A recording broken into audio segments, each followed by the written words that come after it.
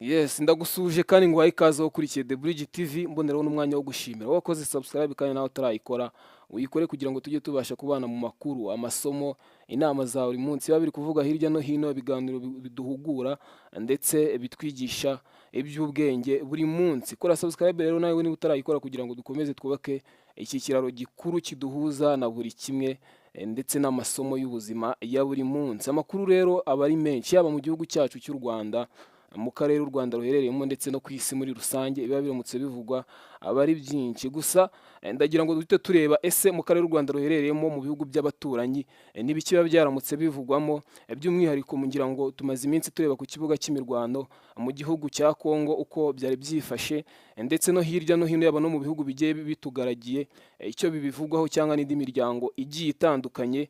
Kugeza amagingo aya ngaya n'ubundi intambara ikaba itarakemuka, hari amakuru menshi rero bari kuvuga mu karere kacu uba ugomba kumenya ese ibintu bimeze gute. Reka tubabwire ko mu gihugu cy'u Burundi rero hatangiye kuvugwa yuko basirikari, ngira ngo mu minsi ishize nibwo twarebaga yuko hari abasirikari bari kugira gutya bagatoroka igisirikari cyangwa bakava ku rugamba bakajya mu bihugu by'Abarabu bahunze intambara, mu by'ukuri kubera yuko batarasobanukirwa cyangwa batabona inyungu bari gukura muri iriya ntambara. Byakomeje kujya bivugwa yuko rero iki gihugu cy'u Burundi umukuru w'igihugu asa nkaho ari ufite inyungu nini muri iyi ntambara.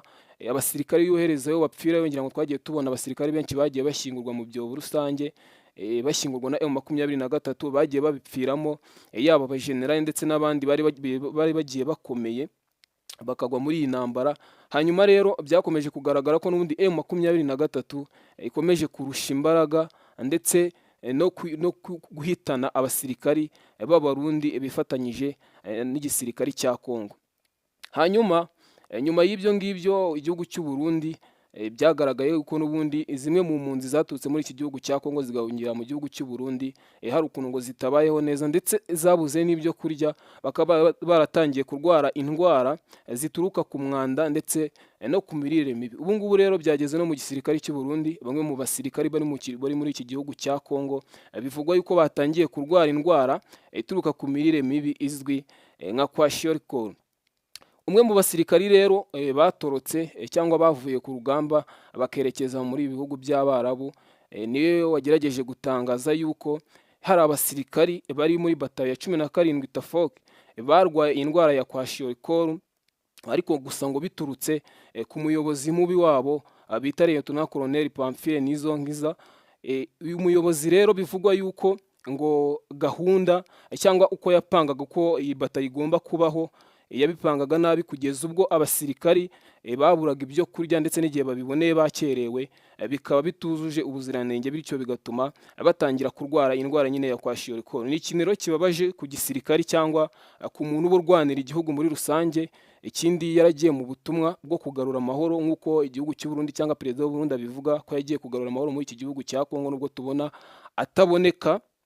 Bivugwa yuko rero abasirikari batangiye gupfa nabi nyuma yuko twari turi kubona abandi muri bo bagiye bahunga, by'umwihariko noneho abajenerali bafite n'amapeti agiye akomeye bagiye bahunga igihugu, bikavuga yuko byageze aho ngaho iki gihugu cy'u Burundi kikabafungira imipaka ndetse n'inzira banyuragamo. Uyu rero umwe mu batashatse kugaragaza amazina ye wahungiye mu gihugu cy'Abarabu niwe wabigarutse bavuga ati iyi batayo bamwe mu basirikari bayigize batangiye kurwara iyi ndwara ya kwashiorkor. Tutarava mu Burundi kandi ngira ngo mu minsi ishize nibwo hatabazwaga imiryango mpuzamahanga ishinzwe kwita ku mpunzi ngize irebe, kubera ko muri iki gihugu cy'u Burundi impunzi zahunze ubwo M23 yafataga Uvira zari impunzi nyinshi cyane, kugeza ubwo Burundi bubuze ubushobozi bwo kuba bazifasha ku bijyanye n'imirire, ku bijyanye n'amazi.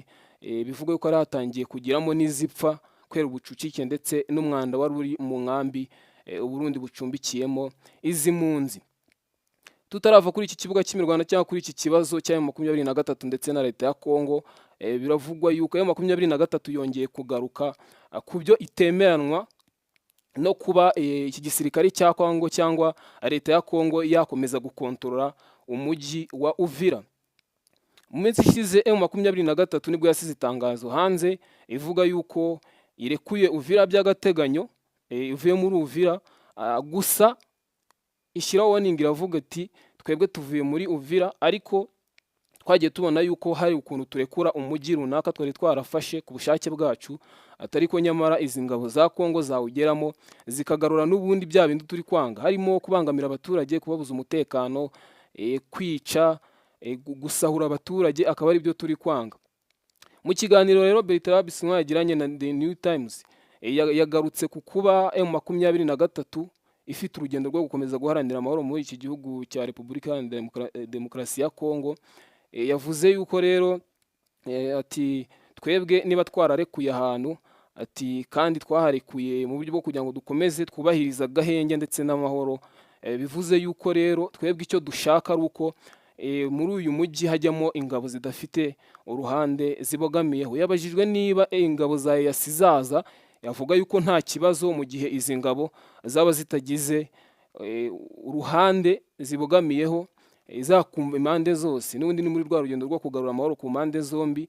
Ni ukuvuga ngo hari ukuntu yatanze urugero ubwo barekuraga bavaga muri Warikare, yavuze yuko hari abasirikari b'abanyekongo basubiyeyo bagatangira kwangiza no kubangamira umutekano w'abaturage, bitwaje yuko ngira ngo murabibona ahantu M23 yafashe, hari ukuntu abaturage bishimana n'abayobozi ba M23 bifotoza, bari mu mbwirwaruhame abayobozi ba M23 bagerageza kuganiriza abaturage, ukabona ko ari ibintu baba bishimiye nyine, bavuga bati twahabohoye tumeze neza, ibitangazamakuru bihari bafotora. Biriya bintu rero yo leta ya Kongo cyangwa igisirikari cya Kongo n'ubuyobozi bwabo muri rusange, iyo babibonye bahita babona yuko n'ubundi aba bari kugaragara bishimanye na M23 ari abanzi babo, ari babandi babakuramo amakuru bakajya kuyaha M23 ari abagambanyi.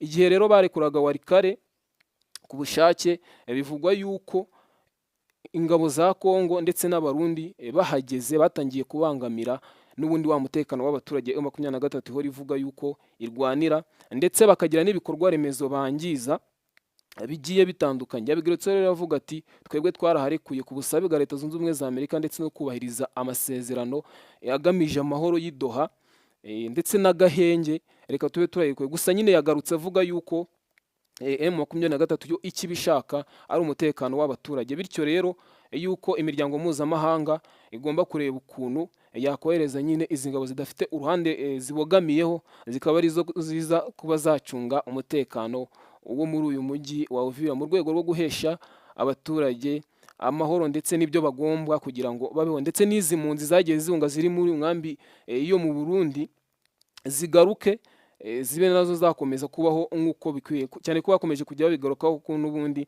aho bari gupfirayo n'ubundi amahoro ntabwo yaboneka, kandi abantu bagiye bahunga bari kubipfiramo, ikiremwamuntu kiri gukomeza gutakaza ubuzima. Reka tujye mu gihugu cya Uganda rero tubabwire ko Yoweri Kaguta Museveni mu kiganiro yagize gisoza umwaka ku itariki 31 y'Ukuboza umwaka wa 2025, ubwo yaganirizaga abaturage be. Cyaba ari ikiganiro gisoza umwaka, ngira ngo no mu Rwanda ndetse no mu bindi bihugu umukuru w'igihugu agomba kuza akagira ibyo aganiriza abaturage, yaba ibyo bagezeho abashimira ndetse anabereka indi nzira tugifite imbere kugira ngo dukomeze twese twavanse. Iyo mwaka utangiye aba ari ibintu byinshi umukuru w'igihugu agenda agaruka. Gusa ndagira ngo turebe ese ni igiki gikomeye yavugiye muri iyi mbwirwaruhame cyangwa muri iki kiganiro yagiranye n'abaturage muri rusange. Yoweri Kaguta Museveni rero yabujije abapolisi ubwo n'inzego z'umutekano muri rusange gukoresha inkoni bahana barenze ku mategeko. Ibi rero nibyo yavugiye mu ijambo risoza umwaka. Yagiraga ati rero yibukije ati mwebwe abaturage b'iki gihugu, igihugu ni icyacu, ati ntihazagire uzabatera ubwoba. Ubwo yavugaga ya mitwe cyangwa ya mashyaka yandi agerageza kumurwanya, ati niba akazabatera ubwoba ko hari icyo babagira, amatora ni ayanyu, muzasohoke muze gutora, ibi azaba ari umutekano. Rero yongeye agaruka ku bapolisi babwira ati ntabwo gukoresha inkoni muhana, cyane cyane ko byagiye bigaragara yuko hari ukuntu abantu bari ku ruhande rwa Caguranye cyangwa Bobi Wine bagiye bakubitwa mu gihe babaga bari guteza akavuyo mu mihanda bashaka kwangiza ibikorwa remezo bigiye bitandukanye. Bivugwa ko rero abapolisi ndetse n'abashinzwe umutekano muri rusange bagiye bafata inkoni akaba arizo bakubitisha abangaba babaga bari kurenga ku mategeko yo kubahiriza umutekano. Yabigarutseho rero avuga ati mwakoresha nk'imyotsi iryana ndetse n'ubundi buryo, ariko gukubita umuturage cyangwa kubangamira umuturage ati nta muntu ufite ubwo burenganzira bwo kuba yahungabanya umutekano w'abaturage. Yatanze umutekano usesuye rero avuga yuko buri muntu wese umuturage muri iki gihugu cya Uganda yemerewe kuba yaza mu matora, ndetse anibutsa abapolisi yuko guhana bakoresheje inkoni bitemewe, bazakoresha ubundi buryo nk'ubwo gutera imyotsi iryana mu maso, ndetse n'ubundi buryo nyine budakoresheje guhanisha inkoni. Amakuru yaba ari menshi yaba muri Afurika, ku isi ndetse no mu gihugu cy'u Rwanda. Wowe icyo usabwa niba utarakora subscribe yikande kugira ngo dutangire umwaka twubaka ikiraro kiduhuza n'amakuru, amasomo, inama za buri munsi ndetse n'ibiganiro bigamije kutwungura ubwenge. Ndabashimiye rero, mukomeze mugire intangiriro nziza z'umwaka. Kora subscribe tubane no mu bindi biganiro. Murakoze.